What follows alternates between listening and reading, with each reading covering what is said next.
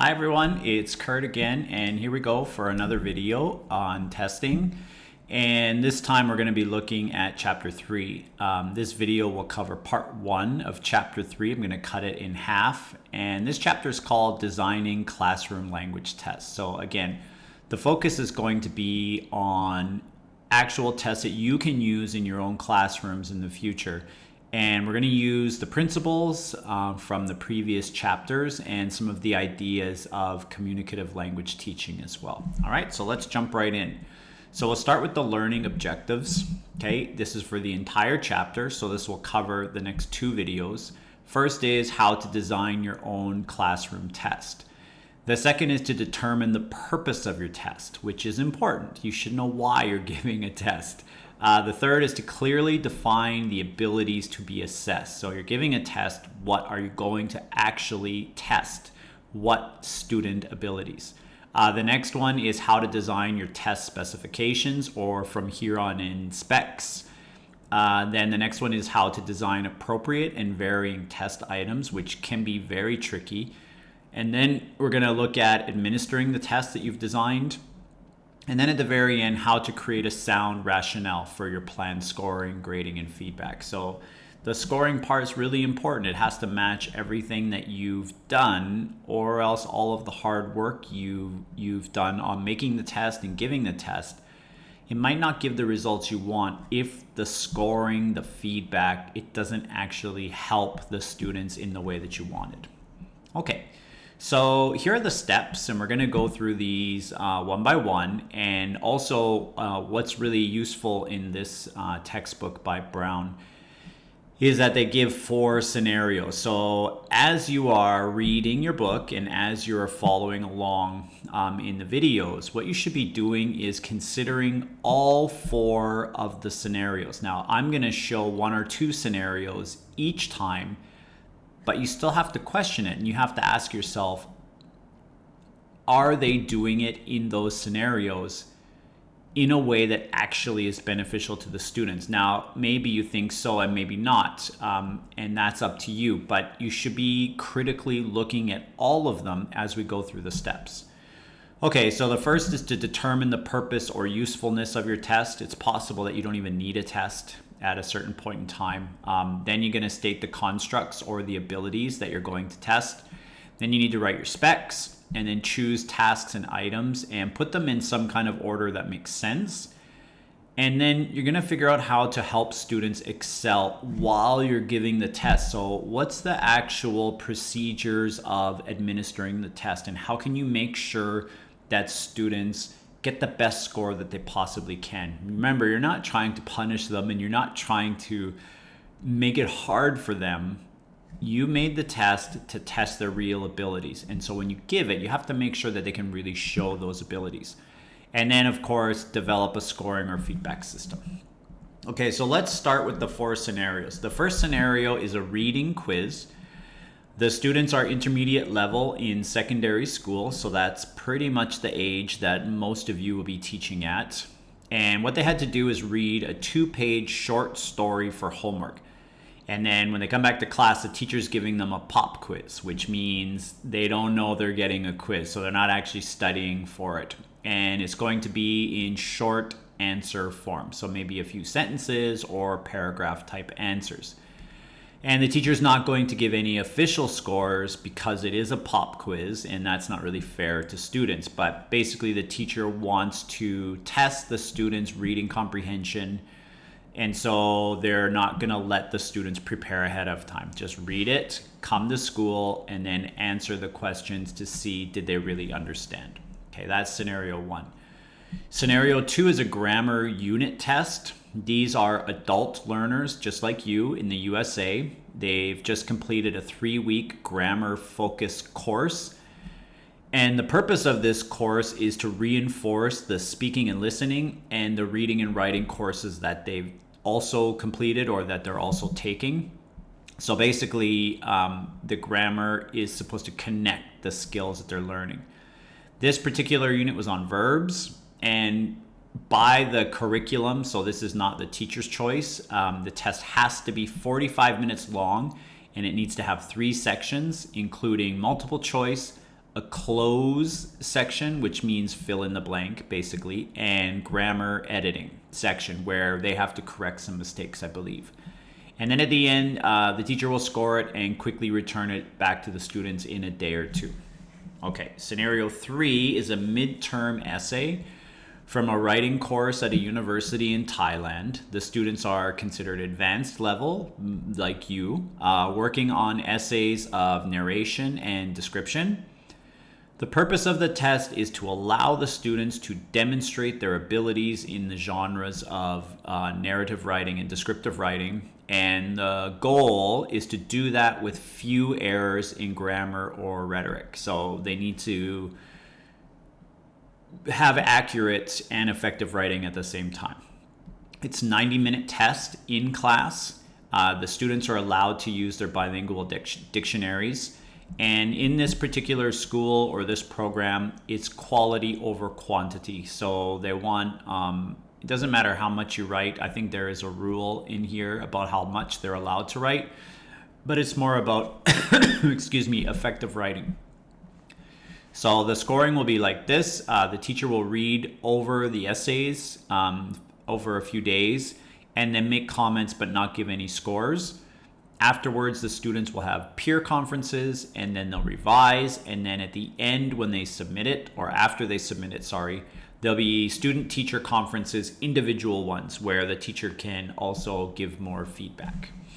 Okay, and then the last one is a listening and speaking final exam for elementary school students in Japan in the 5th grade at a private school. This was a 15-week course in oral communication.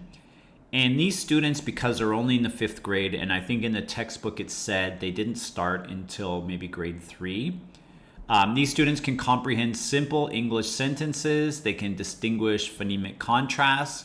They can orally repeat modeled sentences, and they can carry out very simple conversations. But their level is quite low, especially in speaking.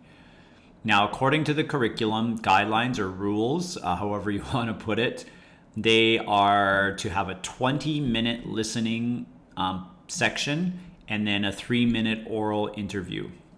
And what they've typically done in the past is students listen and they respond to multiple choice items.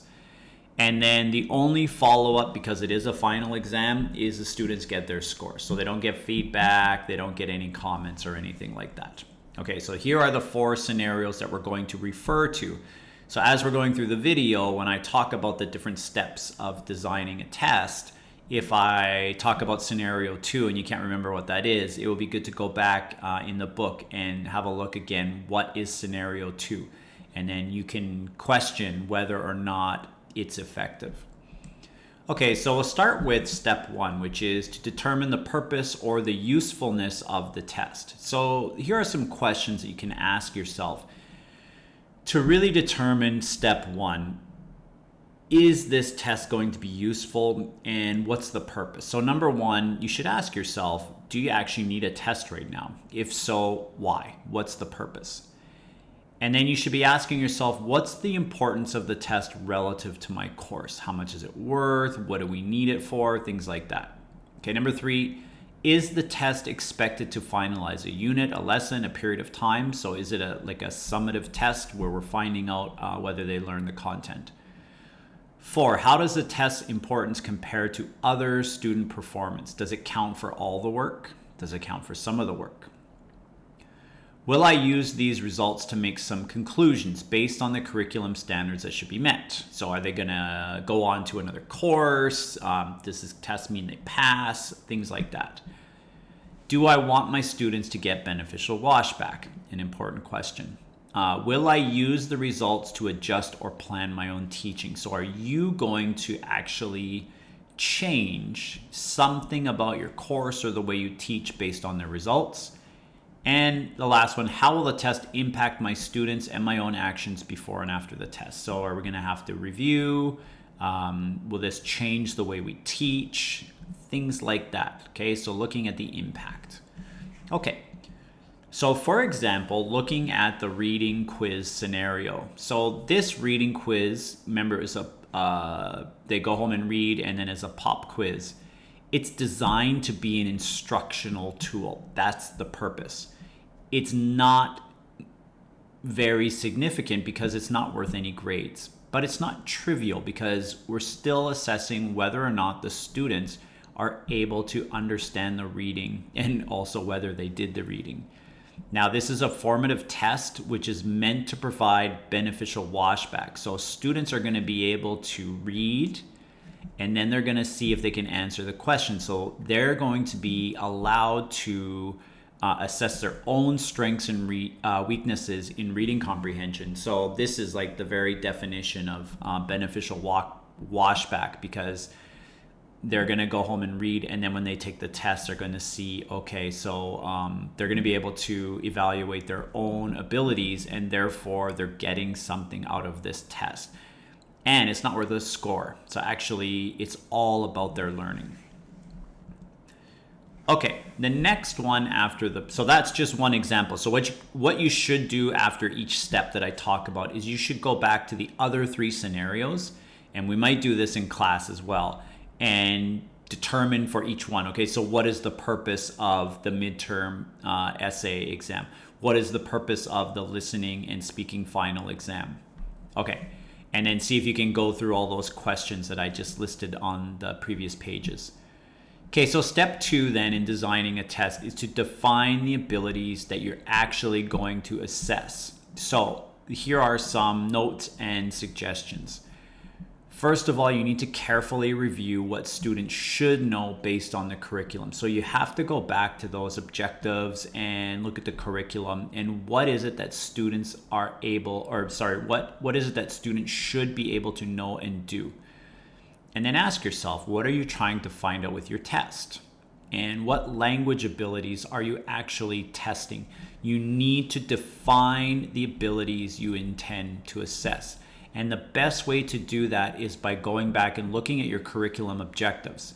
Now, this is a key point in your own course development or the design of the class that you're going to teach, is that your objectives should be stated in terms of actual student performance. And now remember, performance can be listening as well and reading, not just speaking and writing. So if you look at the bottom point on this page, it says students will learn the simple present tense. If that's your objective, you're going to have some problem assessing, because what does that actually mean? They will learn the simple present tense. It's so vague, and it's very hard to assess whether or not they learned the simple present tense. So it should be in terms of performance. They're able to comprehend particular simple present tense structures, or actually choose some verbs like what they can do every day, or making questions, or able to write them. Just be very specific in what they're able to do. So here's an example. So if we look at the grammar unit test, the objectives from the course guide look like this. Students will understand and produce the following verb tenses in appropriate oral and written context. So simple present review from level 1. They're also going to be able to do the present continuous, the simple past, and present perfect. Now, these objectives are also very vague. They're not great, but at least we know that they should be able to understand and produce these specific tenses. So when we define the abilities we want them to do, maybe we can come up with something. So the book does a good job of doing this. So here is an example of defining the abilities that you want your students to be able to do for your test. Now remember, content validity requires performance in all 4 skills, because this particular grammar course is meant to support their listening and speaking and their reading and writing courses. And so if we want this to be a valid test, they have to be able to do and understand in all 4 skills, and from all 4 verb tenses that I just showed on the previous slide. Okay, so if we want to make a test and define their abilities, it could look something like this. So in terms of comprehension, students will recognize both spoken and written forms of simple present, present continuous, simple past, and present perfect tenses. And then in terms of production, students will accurately. So we want it to be accurate, not just fluent. Produce the following forms in both oral and written form. Simple present, present continuous, simple past, and present perfect. So this gives us a guideline now when we create the test. We know exactly what abilities we want to assess in our students. Okay, so then number 3, once you decide the abilities that you're going to assess, you need to draw up the test specs or specifications. Now, this is like an outline of your test. This is going to tell you basically all the information that you're going to need when you are ready to design the individual items.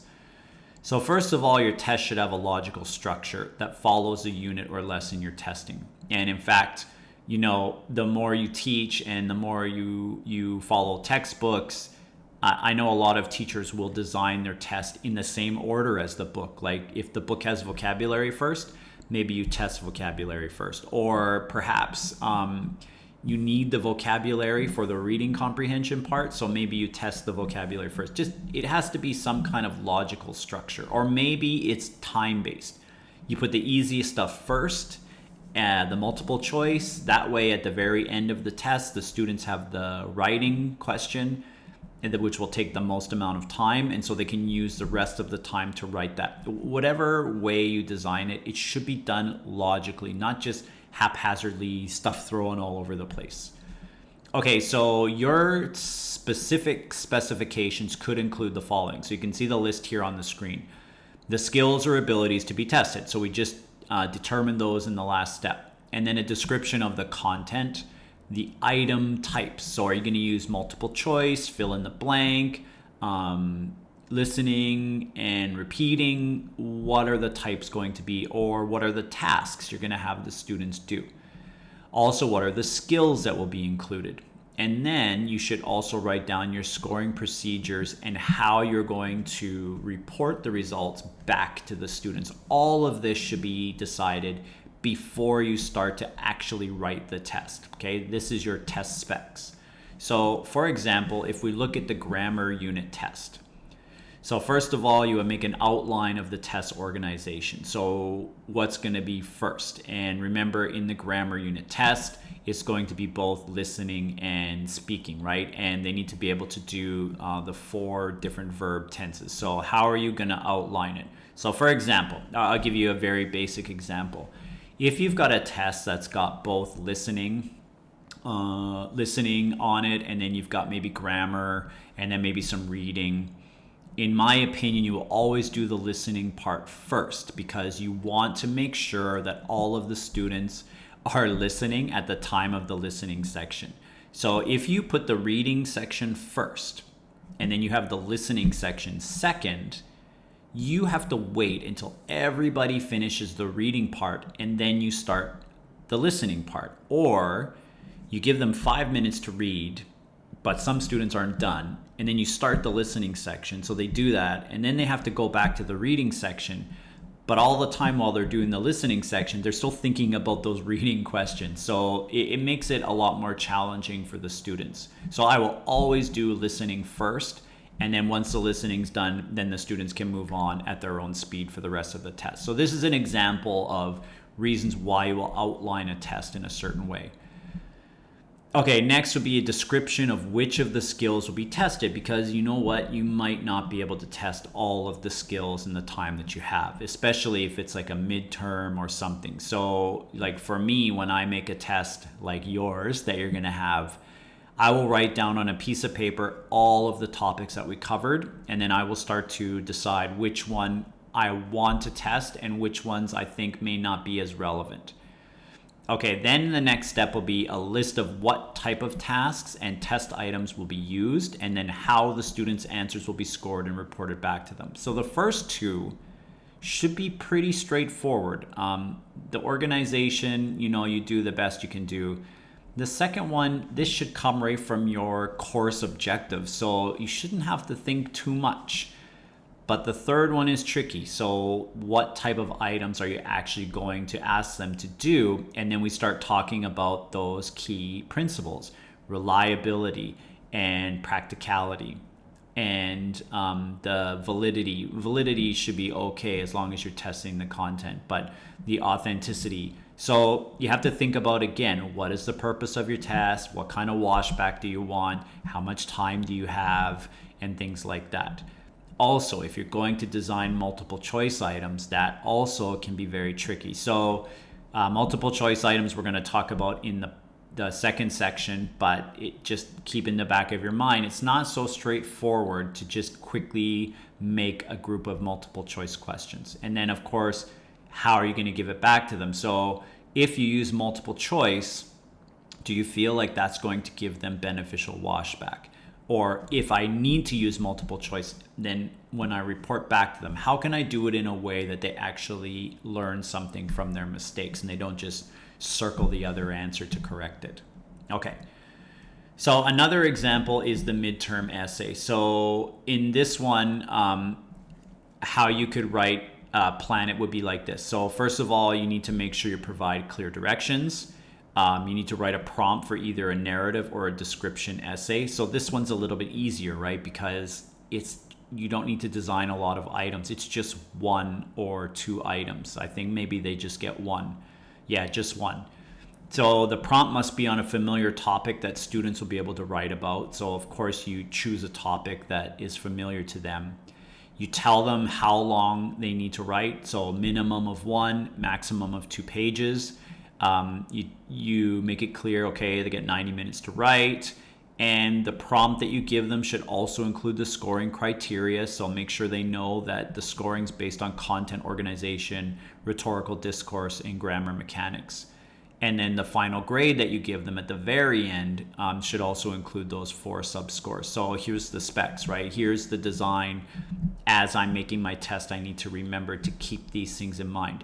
If you skip the test specification step, then you're going to forget some of these things. Like when you give the test, students are going to ask you a lot of questions. Well, how do I get scored? When do I get my paper back? How long should it be?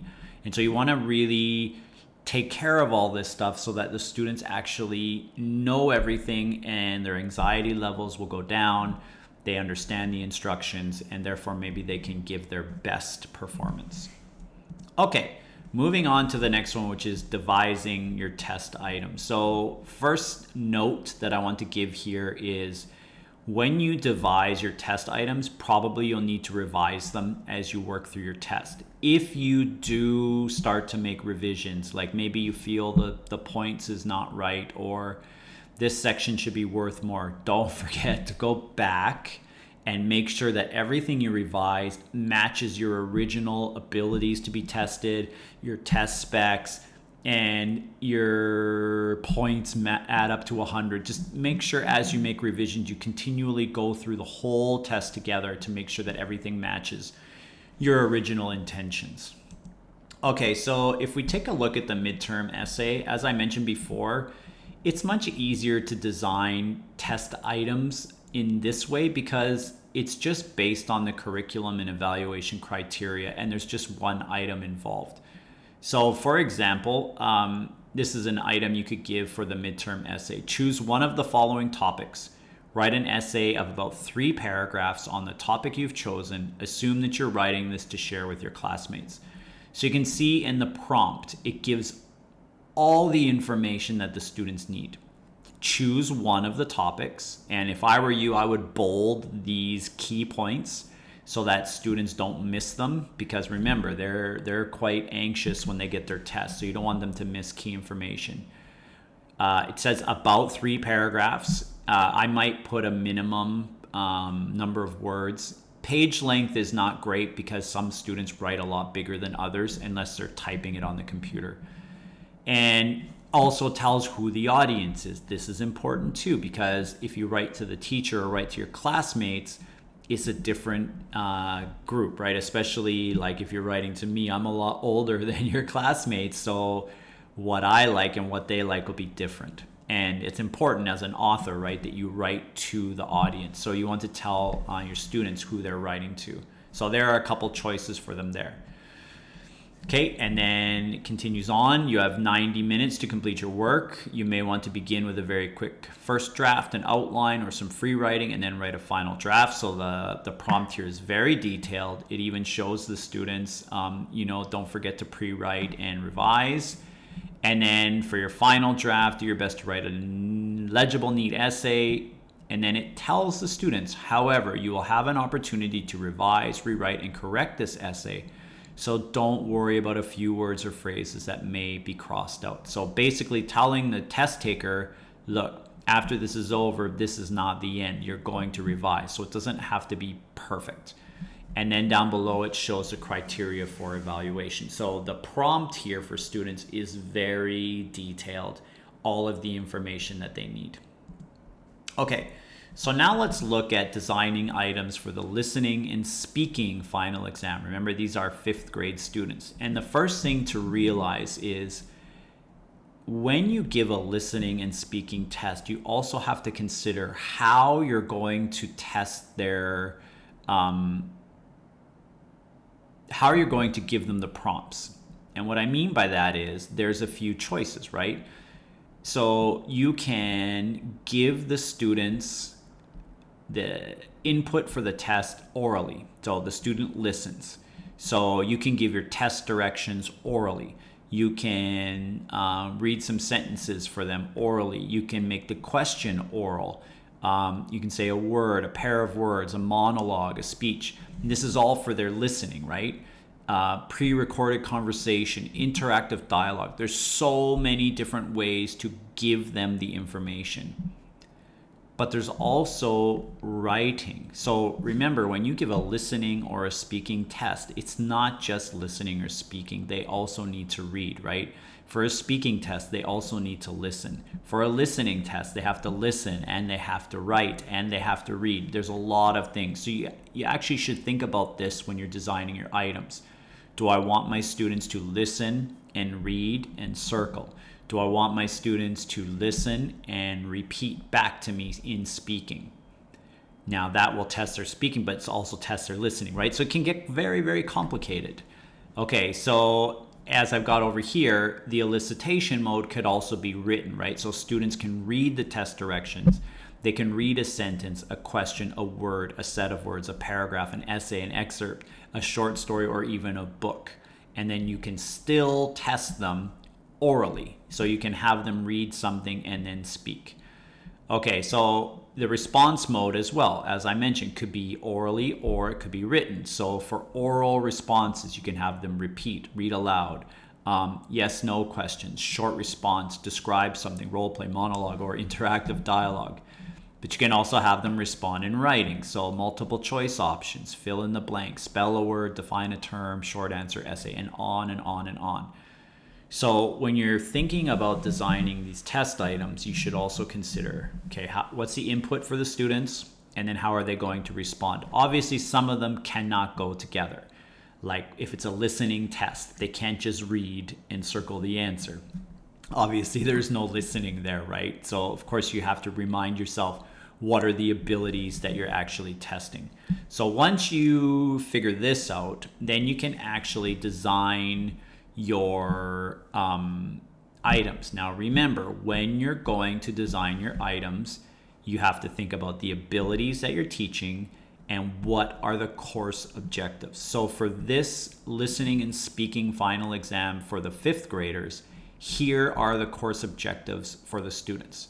So you can see there's a lot. So the following functions and topics the students should be able to orally produce and comprehend. So simple greetings and goodbyes, not just listen, but also speaking, simple conversation, description of themselves and others, numbers from 1 to 100, calendars, counting, colors, objects at home in the classroom, family members, time, seasons, weather, days of the week, and holidays, clothing, food, sports, activities, and likes and dislikes. So being able to probably say the words and maybe make short sentences, and also to be able to hear them, maybe circle what they hear, things like that, like a typical English elementary school class.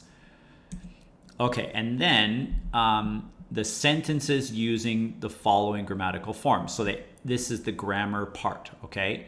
And again, they have to be able to orally produce and comprehend simple present and present progressive tenses, contractions, negatives, personal pronouns, articles, demonstratives, adjectives, possessive adjectives, yes, no, WH questions, and the correct responses, regular and irregular plural nouns, the modal can, as in yes, I can, no, I can't, and prepositions of location. So there's a lot of information. Remember, this is from the curriculum. So actually, as an English teacher in Taiwan, there is a curriculum given by the Ministry of Education. Maybe we can look at that one day in class if we need to, where you can go in at your grade level and it gives this huge long list of what your students should be able to do at that particular grade. Now, in theory, the textbook designers and the test makers are supposed to follow that list. But as a teacher, you should never rely on other people. You should, by yourself, go in and see what the objectives are set by the MOE. And then you as yourself should make sure that you're assessing, teaching first, and then assessing those abilities and that content. So okay, so let's move on then to some other parts. So the last part, of these objectives is that the words and sentences use the following phonological forms. So they also are learning syllable stress, rising and falling intonation. They're doing some minimal pairs like sheep and ship, and also at consonants like ba and va and ra and la.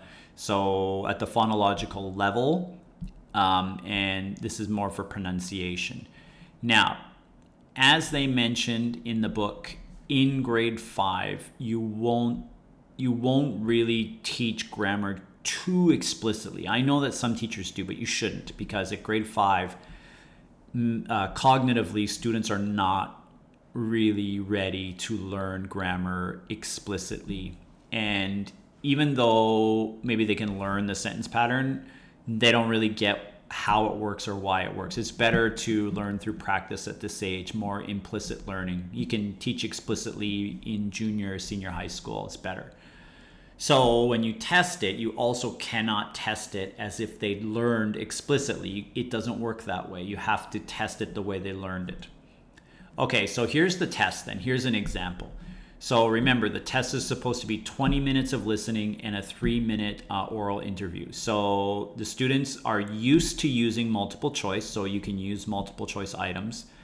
And this particular test, you decide to do multiple choice with 3 different tasks, and you decide to make a recording of you and your colleague who's going to help you. So actually, maybe the conversation part, you record it yourself instead of relying on some CD that doesn't match. Or, when you make a test and you want it to be listening and you want to design the items, of course you have to record it yourself. And this is a very good thing to do as a teacher as well. Okay, so for the listening comprehension format, the method will be audio prompts and multiple choice response. For the specifications, each item uses a familiar rehearsed context or topic. So as I said, there are 3 parts. Part 1 is minimal pairs in words and sentences. Minimal pair means they are 2 that sound the same, like sheep and ship. So 10 items and 5 minutes. And then part 2 is vocabulary comprehension of objects, clothing, and color. So you can tell from their specifications, they chose the content that they would test, because there's no way they could test all of that information. Okay, and then number 3 is a mix of items testing negatives, contractions, and prepositions. So here's more of the grammar.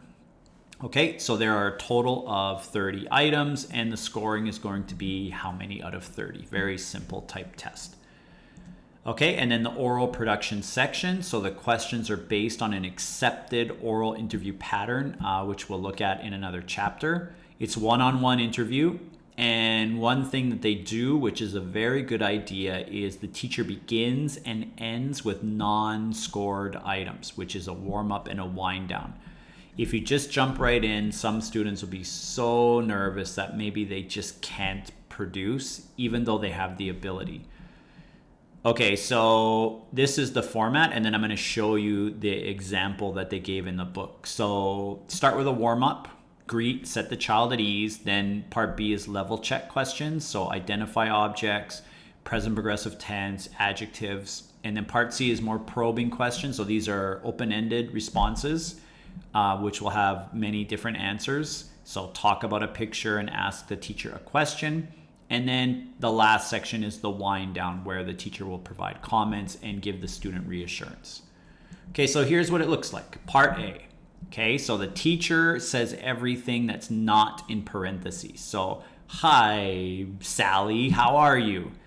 And then it tells you what to do. So look at how detailed this test is. It's actually writing down what you're going to do when you're having the interview. And this part is really important because you'll forget. You're focused on what the student's doing. You're watching your students in the class to see, are they working? Are they paying attention? Doing what they're supposed to be doing? So you're going to forget. And remember, if you want this type of test, like an oral test, to be reliable, you have to do it exactly the same with every child. And so they've written down in notes, give a compliment to the child. Briefly explain in Japanese, obviously we would use Chinese, the procedure for the interview. So let the child know exactly what's going to happen and use Chinese to do it. Okay, then part B1, so you show a picture, you point to the brown dog and you say, okay, in this picture, what is this? What color is it?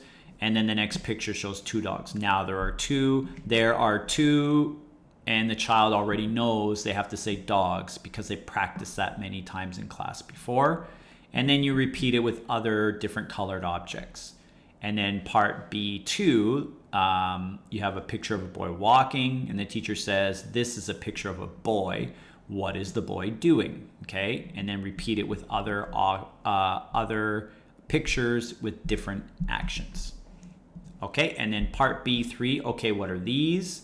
Point to two apples, one big and one small, and you ask the question, are they the same size? Yes, they are. No, they aren't.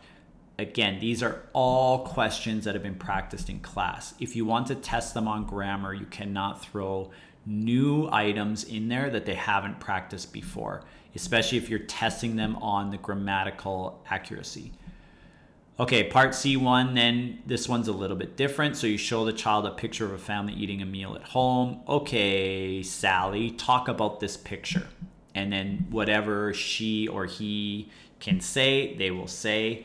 And then you show another picture with children playing in a park. Okay, and then C2, okay, good job. Now, can you ask me a question? And so maybe still look at the picture, student ask me a question. Again, this is something that was practiced in class many times. Don't throw something new at them in the middle of an oral interview. You'll kill them. Okay, and then the last part, thank you, Sally, you did a good job. And then you speak in Japanese and tell them what they can go do. So you can go to the computer lab and play the assigned games. So that's an example of what the particular items could look like. And it's very detailed and a lot of planning has gone into this, but it will make the testing procedure a lot more reliable. And therefore, that's better for this type of test that has these open-ended answers. But you still have to consider the scoring. So what they did here, because at this particular age, students aren't really able to speak in long turns, or they don't have the ability to just, freestyle, talk a lot, and simple sentences that they've practiced in class. So actually the focus is more on grammatical and phonological forms and accuracy, not so much on their content and social skills and their pragmatic ability and their social linguistic knowledge. They're not at that stage yet. So basically, they got a very good pronunciation grammar worth 2 points. And then if it's just okay, they're able to talk and they give the correct answer, but maybe it's just a one-word answer or they've got some mistakes, they get 1 point. And then if there's nothing or it's totally wrong, they get 0. And it's good to let students know that this is how the scoring is going to be done ahead of time. Okay, everybody, that's it for this one. I hope you found this content okay and understandable and interesting. And next time, we're going to dive into more of how to do multiple choice items as well as the finishing steps of designing your own tests. All right, everybody, take care, and I'll see you next time. Bye-bye.